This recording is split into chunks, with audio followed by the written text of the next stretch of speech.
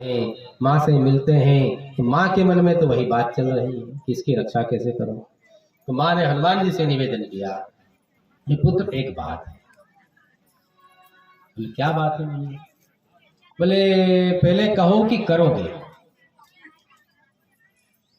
तो बोले हो जाएगा माँ, आप कहो तो। नहीं नहीं, पहले वचन दो कि हो जाए, करोगे। कहो कि पहले करोगे। तो राजा क्या पीछे से बोलते, मामा वचन लो वचन लो वचन लो वचन लो। हाँ, तो हनुमान जी धीरे से नीचे देखते हैं तो समझ जाते हैं गड़बड़। हनुमान जी कहते हैं कि हाँ माँ, जो आप कहोगे। अरे जगत में प्रसिद्ध है, कौन सुसंकट मोर गरीब को, जो तुमसे नहीं जाता बेटा। जगत में प्रसिद्ध है माँ, हो जाएगा। नहीं बोले वचन लो। तो माँ की हट पे अब इतने दिनों बाद, सालों बाद, वर्षों बाद हनुमान जी पहुंचे माँ के पास, और माँ की बात ना माने कैसे हो सकता है। वैसे वो वचन देने वाले नहीं, पर माँ के लिए सब समान है। माँ के लिए सब कुछ हो सकता है। हमारे आदि गुरु शंकराचार्य भगवान ने दंड संन्यास लेने के बाद माँ के लिए अपना दंड संन्यास साथ पास में रखकर और अग्नि संस्कार किया। वहां के ब्राह्मणों ने उनका विरोध किया, उसका प्रतिफल वो अभी भी भोग रहे हैं। जबकि सन्यासी को अग्नि स्पर्श नहीं की जाती है, धन का स्पर्श नहीं करते हो, परंतु सन्यासी होने के बाद भी उन्होंने अपनी माँ के लिए अपना दंड संन्यास साइड में रख दिया, वस्त्र उतार दिए और माँ को अग्नि संस्कार कराया। ऐसे हमारा सनातन धर्म है। तो माँ की बात मानकर हनुमान जी ने भी वचन दे दिया, हाँ मैं माँ जरूर करूंगा, जरूर करूंगा, जरूर करूंगा, रक्षा करूंगा, आप वचन देता हूं। माँ ने कहा ये राजा है काशी नरेश, ये गिड़गिड़ा रहा है, रो रहा है, बच्चा बहुत दुखी है।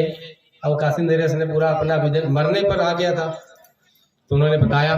तो बताइए किससे आपको कष्ट है, आपको किससे कष्ट है, कौन आपको मारना चाहता है। काशी नरेश ने कहा भगवान आप ही के हमारे सभी के प्राणदाता, सभी के पालक भगवान श्री अयोध्यानाथ रामचंद्र भगवान मुझे वध करना चाहते हैं।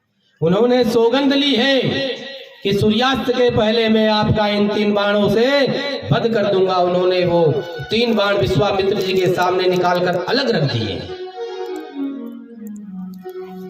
अब हनुमान जी को विचार आया, ओ ये क्या संकट है। हनुमान जी बुद्धि में और ज्ञान में अग्रगण्य है। तो हनुमान जी ने कहा ठीक है चलो हमारे साथ। माँ के साथ रहे, प्रसाद पाया, रोड का भोग लगाया और रहने के लिए आए थे माँ के पास। और माँ ने पहले से ऐसी व्यवस्था कर रखी थी, नारद जी ने सब व्यवस्था नारद जी की है। वो जो दृष्टांत हुआ था उसी को देखकर नारद जी की व्यवस्था है, और बाद में बताएंगे क्यों की थी। तो नारद जी की व्यवस्था थी। अब हनुमान जी महाराज प्रसाद पाकर और काशी नरेश को लेकर निकल पड़े वापस अयोध्या की ओर। और वहां पहुंचने के पहले उन्हें रास्ते में उन्होंने मंत्रा करके काशी नरेश को समझा दिया था, यदि तुम्हें अपने प्राण प्रिय हैं तो मेरे साथ साथ मेरे वचन का पालन करना होगा, जो मैं कहता हूं उसे ही तुम्हें करना होगा। वो काशी नरेश ने कहा प्राण जाए उससे प्यारा और क्या हो सकता है, प्राण से प्यारा क्या हो सकता है। महाराज पुत्र का भी हाथ छोड़ देते हैं प्राण के लिए। तो राजा ने कहा आप उपाय बताइए। हनुमान जी ने कहा मैं रक्षा तो करूंगा, पर तुम्हें निरंतर राम राम राम राम राम राम राम राम राम राम की रट लगाए रखनी पड़ेगी, एक क्षण भी इसे छोड़ना नहीं जब तक मैं। और सरयू नदी में चले जाओ, वहां पर नाभि तक जो है जल में खड़े होकर और राम राम का जप करो।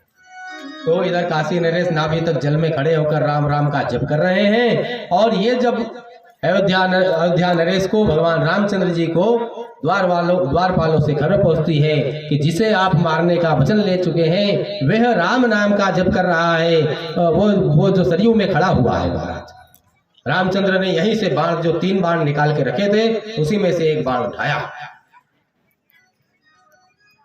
और जैसे ही उसे समाधान करने जा रहे थे कि हनुमान जी पहुंच गए। हनुमान जी ने पहुंचते से महाराज रामचंद्र जी को प्रणाम किया क्या बात है, बड़े जल्दी आ गए। बोले महाराज, माँ के पास गया था, माँ का एक कार्य है और उस कार्य के लिए उन्होंने मुझे एक कार्य दिया है, उपदेश दिया है, और उस उपदेश के पालन के लिए मैं पुनः आपके पास सेवा में उपस्थित हुआ हूँ। क्या चाहते हैं? क्योंकि हनुमान जी ने कभी कुछ चाहा ही नहीं। माता जी ने उन्हें जो मौक्तिक मणि की जो माला दी थी, जो भगवान ने उनको दी थी, इतनी परम प्रिय माला, उसे भी हनुमान जी ने स्वीकार नहीं किया। सभा के लोग कहते, देखो बानर है ना, इससे क्या पता चलता है कि मौक्तिक क्या होता है। हम उसके दर्शन करने को ललायित रहते थे और इससे वो माला मिल गई तो भी इसने उसके टुकड़े टुकड़े कर दिए, कभी कुछ मांगा नहीं। आज वो हनुमान जी महाराज रामचंद्र भगवान से कहते हैं, हे दाता, मैं आपसे एक वर चाहता। क्या चाहता?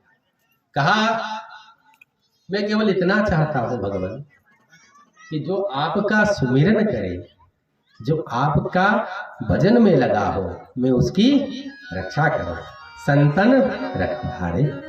इसलिए भगवान ने उनको कहा, ये तो बहुत अच्छी बात, हरि भजन जो करे उसकी रक्षा करने का ही नवर ले रहे हो, और तथास्तु, वर मिल गया। तो कहा, ऐसा नहीं महाराज, त्रैलोक्य में कोई भी हो, मैं उनसे उस भजन वाले की रक्षा कर सकूं, यह आशीर्वाद चाहिए। अच्छा ठीक है, तथास्तु, परम, ये भी उनको लाभ मिल गया। अब हनुमान जी वहां से प्रणाम करके